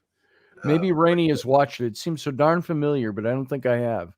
What was it? They keep talking about the Quiet Man, and I watched it a couple Yeah. times. What was the redheaded lady's name? And Maureen O'Hara. yeah, and but like I said, and I talked to Wendy about this. I said, some of the things they did in that movie nowadays, that they would burn the studio down. Oh, yeah. Oh, here's your stick to beat you up with, gets their curtsies and hauls ass. I'm like, yes. He's walking her back. Yeah, he's walking her what back. a beautiful movie that was, though. But I really enjoyed that. I love the cottage that he bought. Yes, White on Morn. Yeah, that movie or that cottage just got. You know who bought that was Gabriel Byrne, the actor. You've seen him in things like he was in the Three Musketeers, but he played when they were just a little older. He played the older D'Artagnan. What else has he been in? He's been in a lot of things over the years, but he he was the older D'Artagnan. It wasn't it in the Man in the Iron Mask with Leonardo DiCaprio. Sarah says, "What do you think will happen with the actor strike?" Oh, they'll just get different actors. Are the actors actually striking now? Are they supporting the writers' strike? I don't know. Yeah, like I said, it ain't like they don't make enough money. Yeah, I'm sure there's some entanglement stuff in there we don't know anything about. Yeah, they make a lot of money, but backdoor politics. That's it. Yeah, it's perhaps the end of the celebrity might be near, says Roger Rabbit. Yeah, maybe. Hey, I'm for hire. I'd do that movie for half the cost of Leonardo DiCaprio. So I told him I'd do it for half and look better doing it. Yeah, I'd do it for half. But no, like the older movies, I think perhaps the end of well, those older movies, they paid them well. And I tell them, I said, yeah. They paid them well by the standards of the day, but at the same time, they were kind of owned by the studios, and they were under contract to the studios. The one that got me was the Waltons. Everybody thought the Waltons was such a family show. The only ones that actually made any money off it was Grandma, Grandpa, what was it, Libya and John. I can't remember their name. And all four of them was drunks. But the kids got absolutely nothing. I think the guy that played John Boy got a little better than the other, his a little smarter. But yeah. What was the big one about being drunk? Oh, it was the guy who played the wizard in The Wizard of Oz. Yeah. Frank, can't think of his name off the top of my head. But they said he was an alcoholic and he was drunk in every scene of that movie. Oh yeah, and it's like The Wizard of Oz. You could do a whole show on how twisted that whole setup was. because they. Yeah, there was a lot of stuff with the Wizard of Oz. What was Well, bust my buttons. what was the girl that played Dorothy in there? Judy Garland. Yeah, but they wouldn't even let her around the Munchkins because they was so well. Oh, that was. Oh, there she is. Hi. You're being too loud. Am I? Yeah. I'm being too loud. Yeah. Oh, God. dang, getting I scolded. am ever so sorry. This one's staying down here in the master bed with me while Rainey and the other kids are gone. She doesn't want to sleep upstairs all by herself. Oh, the boogeyman ain't gonna get you. So I've got her down here. So she's over there watching TV Yeah. till I'm done here. I'm filming on TikTok. And filming on TikTok. There you go. Oh, TikTok. So, oh yeah, I'll be quiet. Don't be on the Chinese app. Can hear you. The main use of content is used with AI and something else. Oh, it's the AI stuff that Oh. they're contesting. Now, is there a big problem with that? I didn't realize there was a big problem with that, or are they just trying to prevent a big problem? Oh, so they finally figured out how useless they really are. Okay. Yeah. Oh, Well, it's that like was- even Indiana Jones, which was one of the first big uses of that with an actor. He knew they were doing it, though. He signed on for that. But Yeah. he still had to voice the parts that they used him, and et Yeah. cetera, et cetera. So But- I don't know what the major controversy is, but maybe it's using clips of them that the studio owns that they say, yeah, here we're going to go. Oh, here's Sarah now. Hey, Sarah. I don't hear you. Hey, Scotty. Oh, there you are. Hey, holy hell, boy, she got loud all of Whoa. Sorry. a sudden. Just my volume. Oh, no, it's my volume's fine. Yeah. No, so I just wanted to pop in and talk about, this whole writer strike. So one of the main points of contention is the use of AI and like the use of actors' images. So anytime that they use an actor's images, once they've been They should scanned get in or residuals, whatever, because right. once you have a AI image, you can put it into anything. So the actors are saying they should get residuals from the use of their Absolutely. image. So I mean, so it brings If up you're an using my image in something, you should pay me residuals for it. right. So I mean, that's I think one of the main points of contention, and of course, Okay. it's always the usual things, healthcare and Sure. and getting paid a living wage and all that. But it brings an interesting point because if you think about it, I mean, the studio system was bad enough, but Yeah. with the use of AI, is if you're using AI, you don't have to worry about paying actors for their for their health insurance or Right. whatever you want to manipulate them however you want. To me, it's in a way it's like almost a new age of slavery. That's very interesting. Yeah. That you put it that way, because it would seem to me that you would still need the actors to be able to produce even your AI. Even Indiana Jones, Harrison Ford said, that wasn't all just made out of nothing on the computer. He said almost everything you saw that was AI was based on old footage from old movies that he'd Right. done. So I mean, if you have enough And- data, so I mean, essentially, I mean, it opens up a giant possibilities. If you have enough data on a actor from previous, films and episodes, you could even Sure. probably, in some ways, bring old actors back from the dead and have them interact Yeah. with new people. I remember did that when they with Michael first started Jackson. doing that with, there were some commercials. They did that with 10 years ago or more, which were very cool. Yeah. It wasn't AI, but it was digital. It's where they had like John Wayne appearing in a television commercial. Yeah, for- holograms. Yeah, holograms Yeah. kind of thing.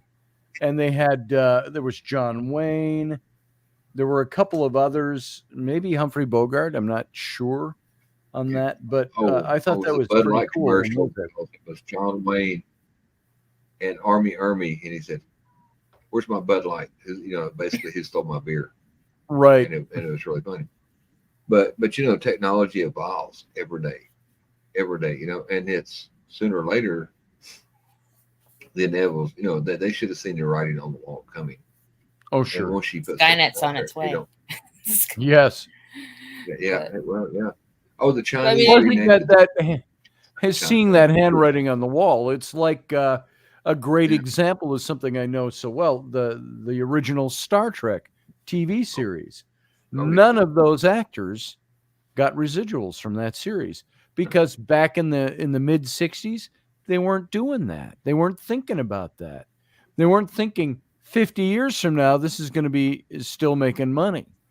And many of those actors, they didn't get much for it. They got paid as an actor. They were happy to get paid. The lead roles got better money than the others, but they didn't get residuals. And it Just wasn't happy to until get the that. movies came out that same cast, okay, different story now. Now they all get residuals from that. So That's like Gilligan's Island. It's still in a Yeah. rerun around the world, and it was a short-lived series. yeah, Ginger'd be making a ton of money. She's the But only you one know, left alive right now. What is it? Buddy Epson. You know, Dear Wizard. Yeah, That Beverly they painted, Hillbillies. yeah, that they painted him with aluminum paint, and that was Yeah. fine. He was happy to have a day, you know, and they basically paid him a day wage. Yep. You know, hey, you know, if you And want to, folks, if you don't know this, Buddy Ebsen from Jed Clampett from the Beverly Hillbillies, the TV series, he was the original Tin Man in The Wizard of Oz, and he had such a bad physical illness reaction to the paint they used to make him silver that they had to pull him from the cast. it almost killed him. He spent Almost like killed him. 6 months in the hospital, and you know, even if he lived as an old man, he still had respiratory Sure, problems yeah.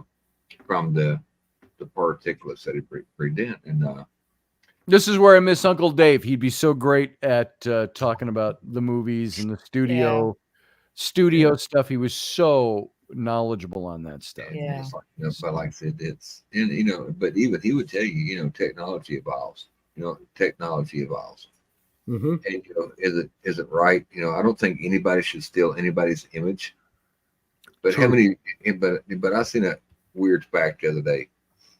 How many pictures are you in that you don't know about on a on a Oh, stranger? sure. You know, you're at the beach, you're standing out in front of a car at a car show or something, and somebody snaps a picture, and you're in their picture. They don't know who you are, but your Right. likeness is on their device, Right. and it goes back into anything you can pimp on public is fair game. Whenever we did photo shoots, we of course always the people who were modeling. I'm talking ad agency work. Everybody had to sign a release. If we were doing something theatrical, everybody had to sign a release. Yep. And you made sure now you couldn't always catch people wandering in the background that weren't extras. They just wander by. Yeah. But some of that stuff you can't cover. But for the most part. Oh, he said, Anonymous said, I agree. I think they should pay for your likeness. It is like high-tech version Yeah. of plagiarism. And that, I'm going over a lot of plagiarism right now on essays and citing works and other people's work. And Yeah. and you know, that's a harsh word, you know, to other. Hey, Anonymous, I have to ask you, Plagiarism is I won't pry for your personal identity. I'm just curious, do I know you outside of seeing you here as Anonymous? I'm just curious. Do we know each other? Or are you just new to the show? Just interested. That's all. You don't have to answer if you don't want to. That's cool. I'm just glad you're here. It's nice to Or have is you. it just a cool handle? Just a cool handle. Yeah. Hi, I'm Anonymous. No, So, are there any other but other what you think about people you would think you would like to see come back? Any come back from where? Who? I mean, from being deceased and put into a new movie. Oh. what they? No, not really. I am kind of, I don't have an angle on it from a Hollywood angle or a contractual angle. My thing is, if somebody's passed away, I don't want to see them reproduced in AI to star in a movie. Now, a little clip here and there, kind of cool, I think. Maybe I've You would drawn want the to see the line. Duke come back. What's that? John Wayne to come back, the Duke. See, now that I enjoyed. I wouldn't want to see him in a full movie though. Or a young Clint I think a Eastwood. little clip, a little snippet, and something is kind of fun. Yeah, Stan Lee could make. Stan Lee could go back to making cameos in all the Marvel movies. Yeah, he could be cameos in all those movies. And all that's for the audience, obviously. It is an Easter egg, really. Or you can make it, like Humphrey Bogart. There's a big family estate there that still is run by his family. If they used Humphrey Bogart in anything, that would be interesting. I would love to see, on a different topic, Sarah, I would love to see a good movie done that is maybe hitting those taboo topics of reproducing a movie that was a classic. I look at Casablanca with Humphrey Bogart and Ingrid Bergman. Now, that's untouchable as far as I'm concerned. Okay. However, if they could come off with a movie and say, we're doing a remake of this movie with why couldn't it's like doing Shakespeare? How many actors had played Hamlet? Why couldn't you have another actor say, I would love to do the Bogart part in that, or I'd love to do the Ingrid Bergman part? They would love to have the opportunity to act in a movie like that. Or what's another one? I used to think about The Quiet Man because I love that movie. I would love to see that redone with a little more of a modern edge to it. They could still set it in the 1920s, like that movie, in Ireland, but I'd love to see it with a little more modern edge to the story, and maybe dig into the actual story, The Quiet Man, or the book. The John Wayne character, Sean Thornton, wasn't the major character in the book, and it was just a small book, quarter of an inch thick. Little story. The IRA played a big part in the book. So I would love to see some of those movies redone. Some people think that's film sacrilege. Taboo. But I know they did, and I've talked about this before. They did a very short-lived series I want to say it was the late 1970s, probably the early 1980s, where David Soul of Starsky and Hutch, the original series from Starsky and Hutch, he was Hutch, the blonde one. He played Rick Blaine in a series called Casablanca, made for TV. And I've seen a couple of clips from it. I never saw it. I've tried to find it on video. I think I did locate one place and I didn't buy it. But I think it only lasted 6 episodes or something like that. It's not that David Blaine didn't do a great job. David Soul played a great Humphrey Bogart in that movie. But I think they couldn't pull it off. They just couldn't pull it off and make it sellable. Could they do that now? I would love to see it redone. I got to show you guys. Let's keep talking, but I'm going to show you a picture of. Okay, what do you think about redoing Gone with the Wind? Who would you pick to play? What's the 2 lead characters for Gone with the Wind? Brett Butler. Why am I blanking on the actor? Clark Gable. I don't know. Frankly, I don't give a damn or something. I'm like, yeah. Frankly, Scarlett, I don't give a damn. Yeah. Yeah. I don't know if there's anybody that's got that kind of range anymore to. It's definitely, old Hollywood. The culture has definitely changed from then. Yes. Everything has their ups and downs. I mean, to get back to your point about remakes, Scotty, I mean, frankly, I'm dying for new and original content rather than having remakes of stuff done over and over. I get tired of remakes. I really do. If I see another Ghostbusters movie, I want to hunt somebody down. I liked the last one because it actually had the original cast in it. Yeah. That one was okay. I don't want to see them constantly doing remakes. It bores the shit out of me. It did, frankly. Yeah, Because but you have a rough the one idea of who what the does it- story is, and you can give it a modern spin, a modern take, Right. but still, you kind of you know what to expect. I mean, Yes. it was like when you had original stuff. I mean, which of course are based on books. Like if you look at things like the Matrix trilogy or the Godfather, or things that have sort of withstood the test of time. And Yes. there's always somebody who's trying to redo it, and 9 times out of 10, this whether it's a sequel or a remake, it's never it doesn't tend to live up to the Right. original. I mean, Right. what movie can you guys name any movies that were better on the remake than the original? I mean, really? I honestly, I can't think of one off the top of my head where I Right. went, that was better. Hit on his face. Which one? The Dukes of Hazzard movie they made after the series. I Oh, talked to Ben yeah. Jones in Gatlinburg, and his wife said, "Mike, if you want to stay friends with Ben, don't ever mention that shit to him again." Wow. Yeah. And me and Ben, like I said, I met him 20 years ago at Duke Fest here in Bristol, and he was like, being a politician actor, he's a good old boy, and he remembers your name and your face and shakes your hand, and Yeah. and he always remembers me, because I'm a car guy, and I asked him, and he's getting older, kind of hard to hear, and I was like, hey, what do you think about it? And she's like, and his wife, she put the brakes on. He's like, hey, if you want to stay friends with Ben, let that shit go. Uncle Jesse's a moonshiner, not a pothead. Yes. And I'm like, and she gave me a whole list of shit that was wrong with it, that he had basically threw shit at the TV when he saw the movie. Oh my. I'm like, oh, okay, but no, they never remake it. And I think the reason they rewrite all these movies is because they have lost creativity. They have.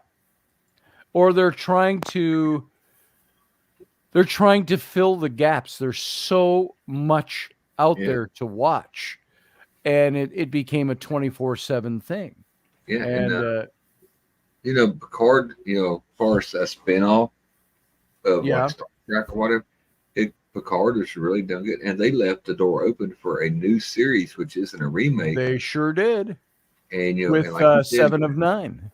Oh yeah, what's her name? Jerry Ryan. Jerry Ryan. And frankly, I think that would be Everett very well done. Oh yeah, and but you're thinking, if she's gonna be the captain, she can't have that, and I kept wanting to tell you and Wendy and everybody's like, you ain't gonna believe this. They have renamed the Titan the Enterprise. Oh, I was sitting there, I was vibrating. I was like, I gotta tell somebody. Nobody had one. Yeah, it's now the Titan. Yeah.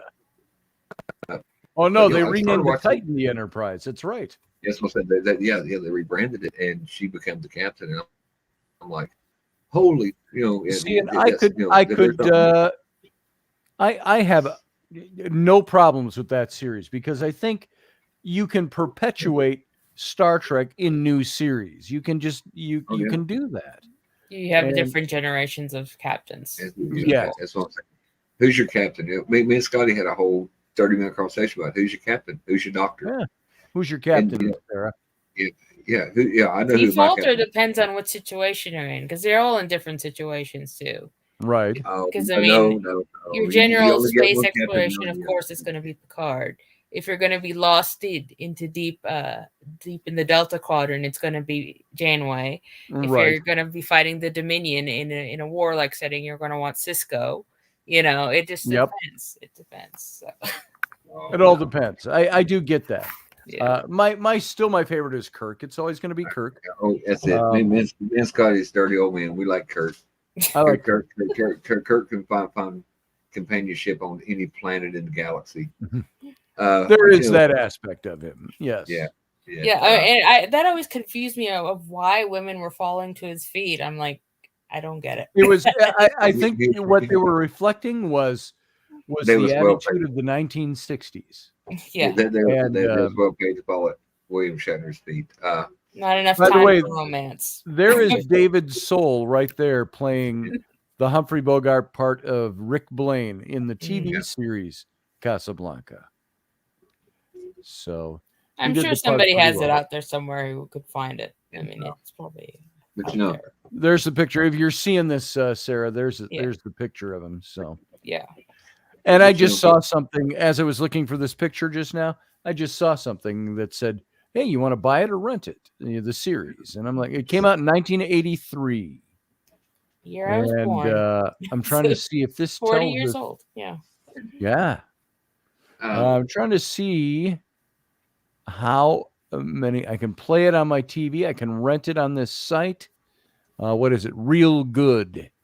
I'm trying to see if it tells me how many. There's one season. It's all they did. I don't know how many episodes. So 1995. Is that what it is? I don't see it here on this one. But So they went down that rabbit hole making movies after a series. Also, they redid the A-Team. As much as I like Bradley Cooper and the English guy who played Murdoch and the MMA guy that played BA, and it was not the same. I used to fight to get in on Friday nights to watch the A-Team, and I was excited for it to come out, and I'm like, when it came out, I'm like, what the hell is this shit? yeah. And I'm like, no. And Casablanca had 5 episodes. 5 episodes is all they did. he played in something else too, didn't he? Who? David Soul? Yeah, because he was big in Starsky and Hutch, the original Starsky and Hutch in the 70s. I thought And he's been in other things, like he did Stephen King's Salem's Lot in the early 80s.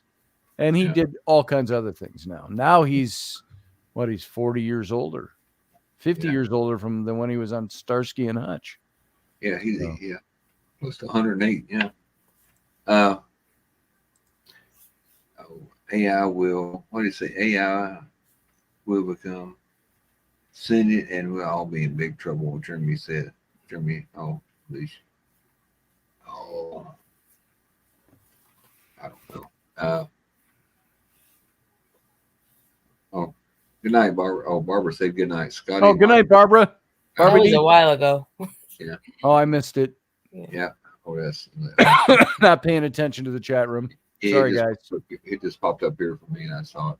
And we're at 8 people watching right now. I usually have a policy. I haven't done this for a while. Doing this, it's been 6 weeks. Usually, when we've dropped under 10 people, I would start to wrap it. Yep. That we're watching live on YouTube. That doesn't mean there aren't other people watching other places, but anyway. But anyway, and it's 10:48. Yeah, I got to get up in the morning and drop the dog off at the vet. So yeah. Yep, Salem's Lot, Randall. Excuse me, 1979 that came out. But I'll tell you, actress I'd like for them to come back. I'd like to see Audrey Magini done. Barbara Eden's still alive. She is. I talked about a young, not saying she's still in. And she still looks great for like 90 years old. She does. She looks great for her age. And but I would like to see them redo her with what was his Larry Hagman. Larry Hagman. He died a long time ago. Yeah. Because he passed away from a heart attack when they was redoing the remake of Dallas. Yeah, because they had to remake a Dallas and he had passed away. Yeah, I remember that. And but that's what's hope. And Bewitched. What was the lady that did? Elizabeth Montgomery. Elizabeth Montgomery. She passed away a long time ago too. Yeah, and some of that stuff I'd like to see redone in AI with them younger. But they had 2 Darrens in Bewitched, and they just made it because there's one of no explanation. They just switched them out. I think Dick York had back issues or something that he wasn't able to do the physical comedy.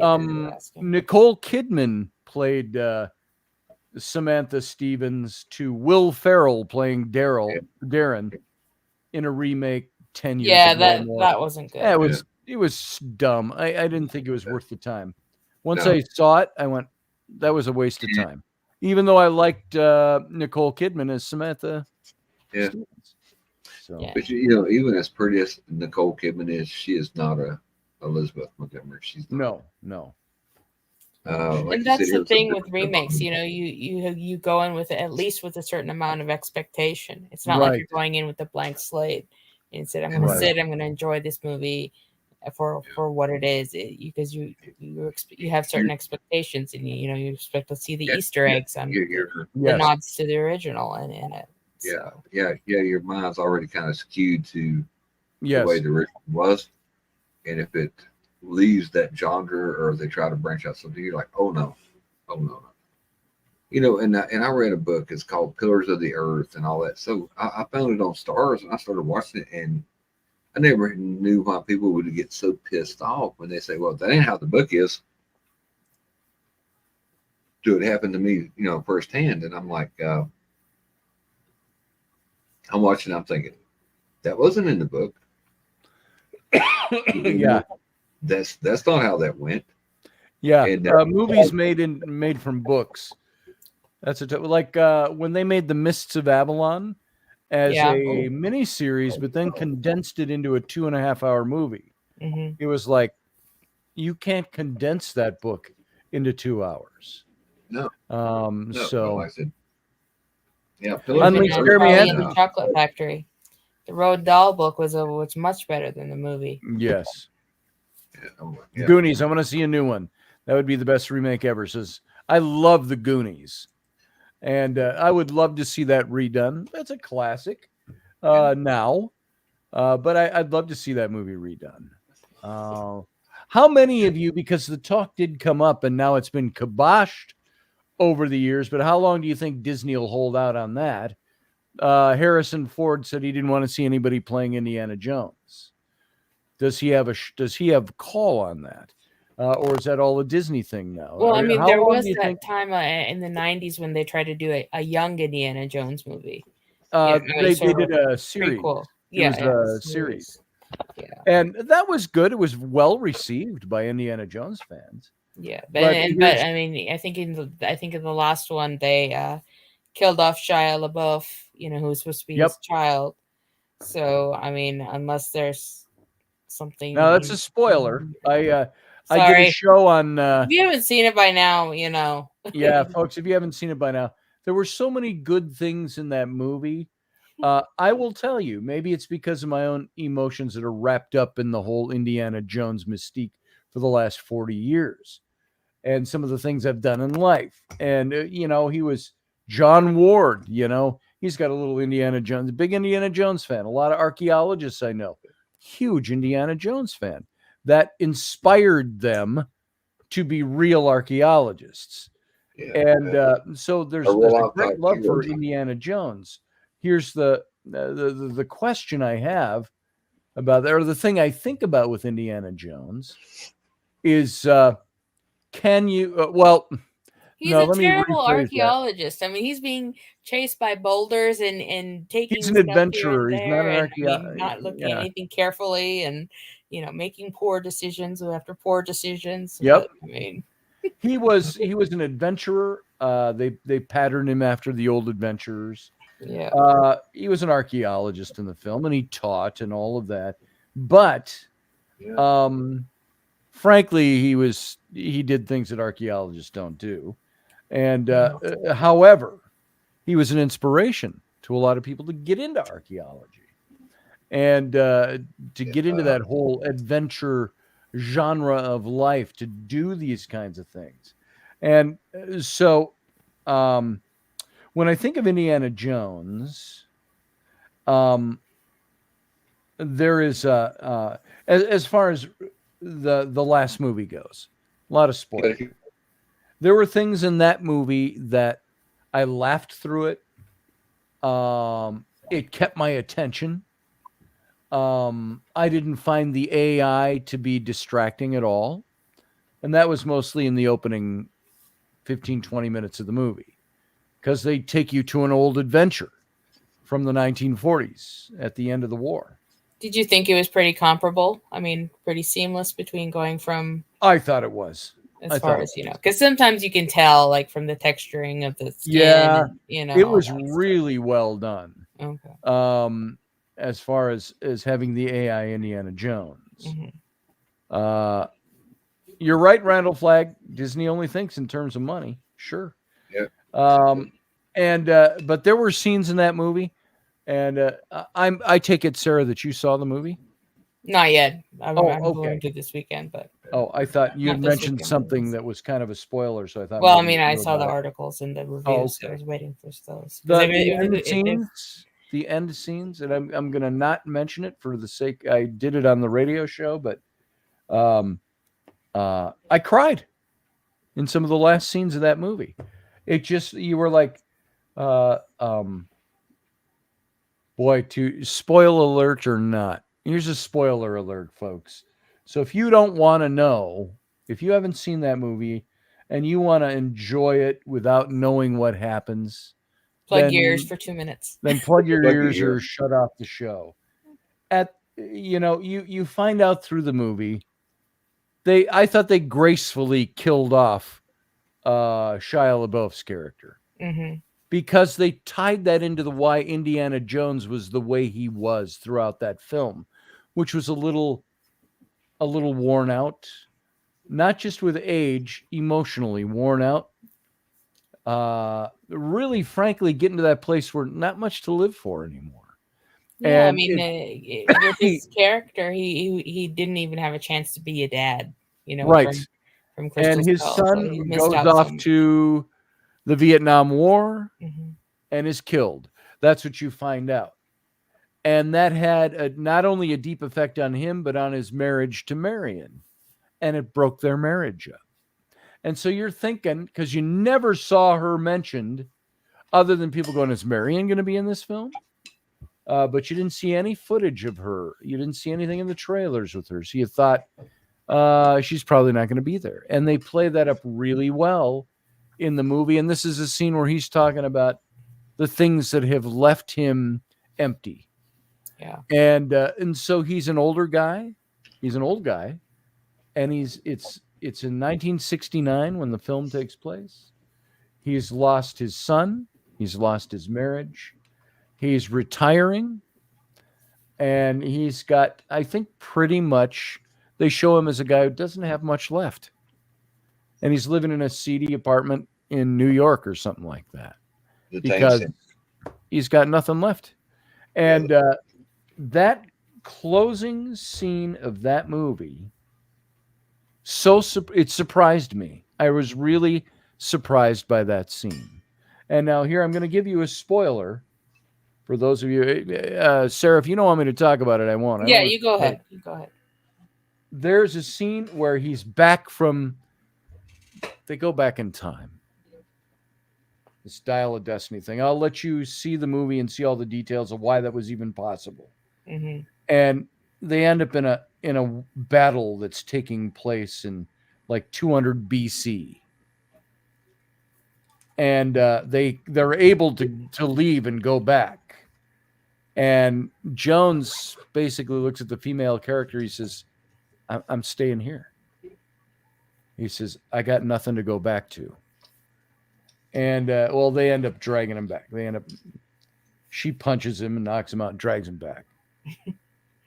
But he's at his apartment. He's healing up from his wounds. And door opens and Sala comes in. Jonathan Rhys-Davies. Oh, he's my favorite.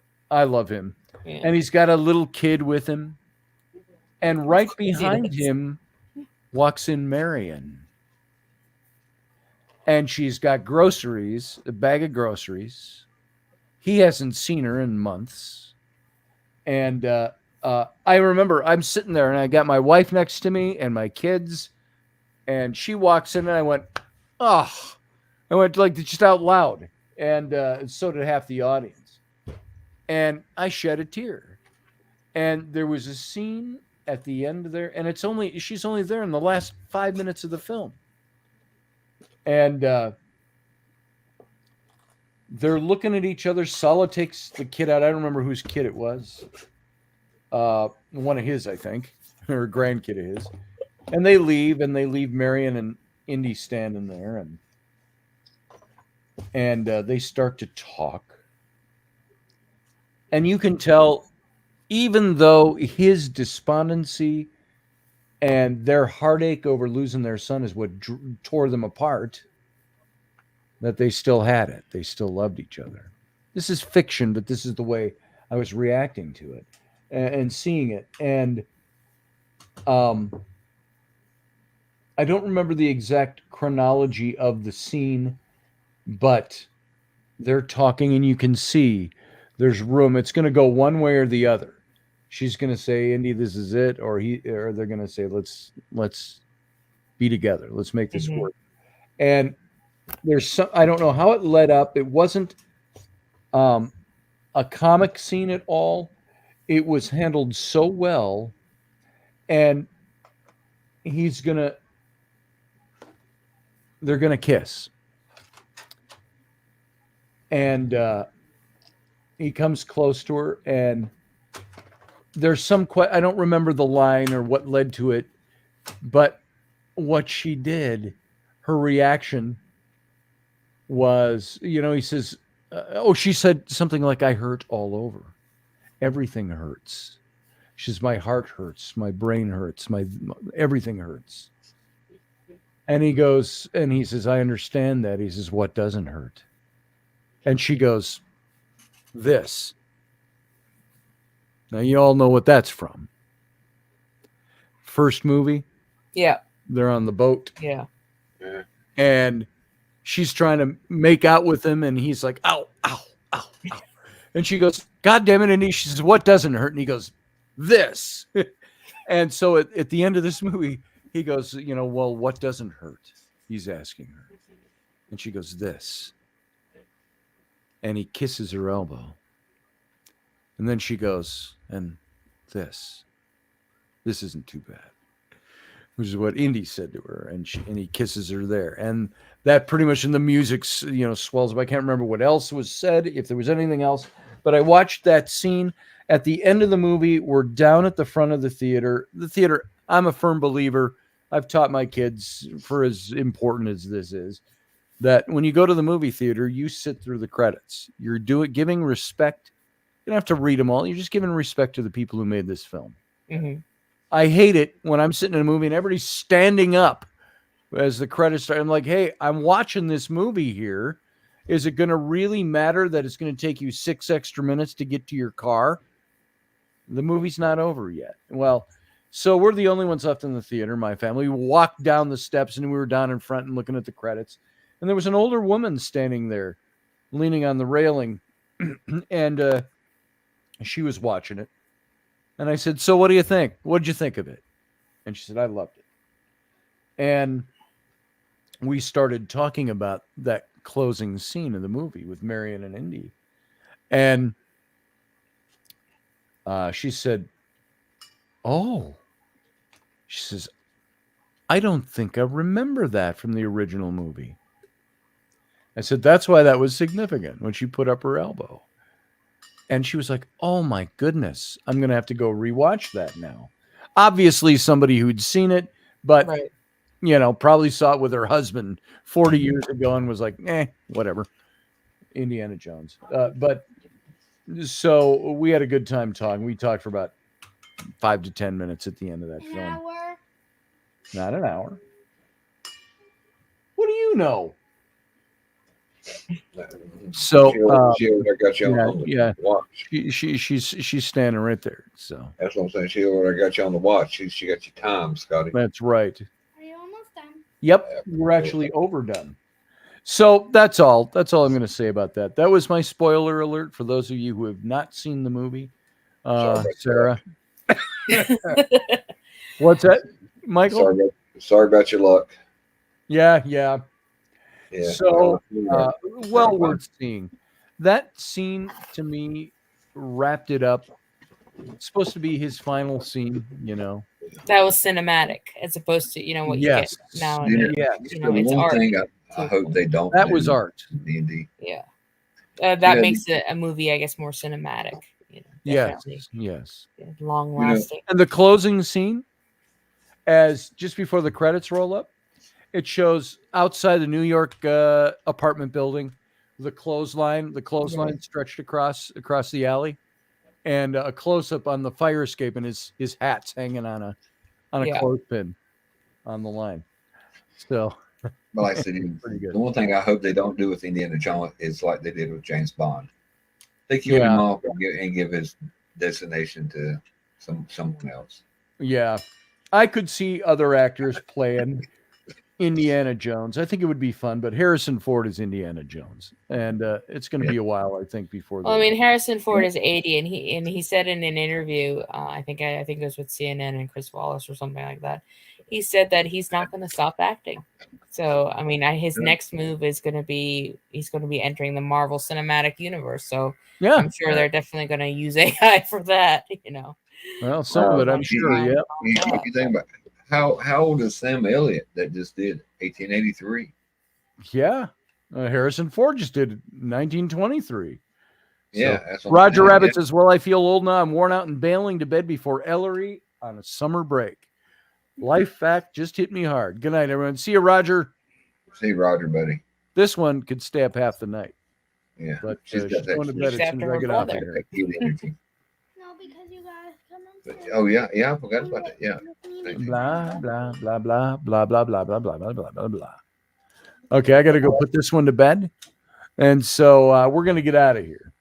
Sarah, it's so nice to have you here. This was fun having you here. Yep. And I'll talk to you again soon. All right. Thanks, guys. See you. All right, Michael. You have a good Yes, night too. Talk to you soon, brother. Okay. All right. And that's it, folks. We're out of here. We're going to get out of here. We're going to go to bed. I hope you enjoyed the show tonight. And you have a good night. We'll see you next time. Live long and prosper. Can you do that? Yeah. Let's see. Show your hand. There you go. Say live long and prosper. No. She won't do that. Good night.